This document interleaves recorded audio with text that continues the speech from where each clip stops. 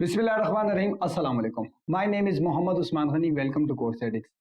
आज का हमारा जो टॉपिक है वो प्रोपोर्शन के बारे में है कि आया हमारे पास प्रोपोर्शन कहते किसे हैं। इससे पहले मैं आप लोगों को रेशो पढ़ा चुका हूँ। प्रोपोर्शन हमारे पास इसे कहते हैं कि जिसमें दो रेशो हमारे पास इक्वल आ जाए, यानी हमारे पास दो रेशो जब इक्वल आ जाए उसे हम क्या कहते हैं? प्रोपोर्शन कहते हैं। फॉर एग्जाम्पल, मेरे पास एक साइड पे रेशो है ए रेशो बी और दूसरी साइड पे रेशो है सी रेशो डी। तो ये तब प्रोपोर्शन होंगी जब आपके पास ए बराबर होगा सी के और बी बराबर होगा डी के, तो इसे हम कहते हैं प्रोपोर्शन। फॉर एग्जाम्पल, मैं इसको इस तरह भी लिख सकता हूं कि ए रेशो बी का क्या मतलब है। मैं आपको एक एग्जाम्पल देता हूं। एक एग्जाम्पल मैं यहां पर लिखता हूं ताकि आप लोग को क्लियर हो जाए। अगर कहीं नजर आपको आ रहा है 1:2, इसका मतलब है ये 1/2 है। अगर आपको नजर आ रहा है 5:3, इसका मतलब ये 5/3 है। तो ए रेशो बी का क्या मतलब हुआ? A/B। सी रेशो डी का मतलब C/D।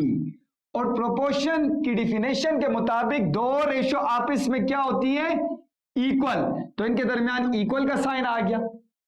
अब प्रॉपर्टी के मुताबिक हम क्रॉस मल्टीप्लाई करेंगे, ए को डी के साथ, बी को सी के साथ। तो एडीज आर एडी और बीसीज आर बीसी। तो ये हमारे पास आ गया। मैं एक एग्जांपल यहां पर करता हूं ताकि आप लोगों को क्लियर हो जाए। तो चले मैं लिखता हूं वो example. For example 4:8 equal to 6:12। अब यहां पर आप देखें 4 एक अलग नंबर है, 6 एक अलग नंबर है, 8 अलग नंबर है, 12 अलग नंबर है, लेकिन प्रोपोर्शन के जरिए हमें पता लगेगा आया ये सेम है कि नहीं। तो चलें हम इसको ए का नाम दे देते हैं, इसको बी का नाम, इसको सी का नाम, इसको डी का नाम। जैसे कि मैंने आपको बताया था ए रेशो बी का मतलब है ए बाई बी और सी रेशो डी का मतलब है सी बाई डी। तो हम इनको मल्टीप्लाई कर देते हैं। A D's are A D, B C's are B C. अब आप पुटिंग करें, ए की जगह आप क्या पुट करेंगे? 4, तो 4। डी की जगह आप 12, तो 12। बी की जगह 8, तो 8 और सी की जगह 6, तो 6। तो 4 12 जार 48, 8 6 जार 48। तो ये आपके पास सेम आया। इसका मतलब ये रेशो और ये रेशो आपस में प्रोपोर्शन थी। फॉर एग्जांपल, आप इसको एक सेकंड मेथड से भी कर सकते हैं। मैंने लिख दिया 4:8 इक्वल टू 6:12।